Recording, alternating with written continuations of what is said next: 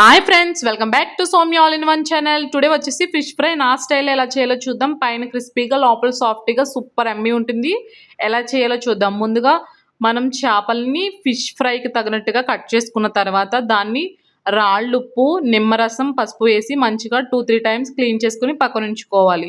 దీనికి మనం మసాలాని ప్రిపేర్ చేసుకుందాం. కొంచెం సాల్ట్, మన టేస్ట్కి సరిపడా కారము, జీలకర్ర పౌడర్, గరం మసాలా, ధనియాల పౌడర్, కరివేపాకు, కొత్తిమీర, పుదీనా, పసుపు, అల్లం వెల్లుల్లి పేస్ట్ వేసుకుని దీంట్లో మనం కొంచెం ఆయిల్ని, నిమ్మరసాన్ని కూడా యాడ్ చేయాలి. ఇలా ఆయిల్ వేయడం వల్ల ముక్క అనేది మనం ఫ్రై చేసినప్పుడు విడిపోకుండా వస్తుందన్నమాట.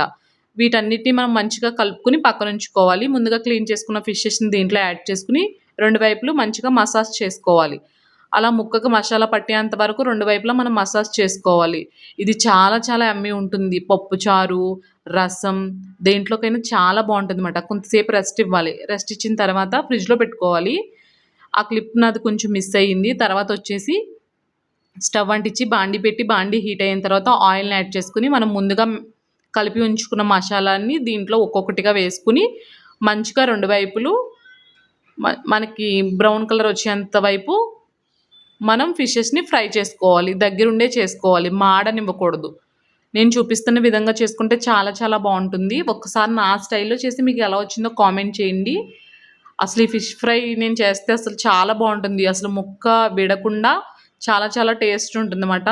మా రిలేటివ్స్లో, మా ఇంట్లో అందరికీ చాలా చాలా ఇష్టం. ఒకసారి నా స్టైల్లో చేసి మీకు ఎలా వచ్చిందో కామెంట్ చేయండి ఫ్రెండ్స్. ఇలాంటి వీడియోల కోసం నా ఛానల్ని సబ్స్క్రైబ్ చేసుకోండి, లైక్ చేయండి, కామెంట్ చేయండి. ఇప్పుడు వరకు నా వీడియోస్ని మీరు సపోర్ట్ చేస్తున్నందుకు చాలా చాలా thank you so much friends.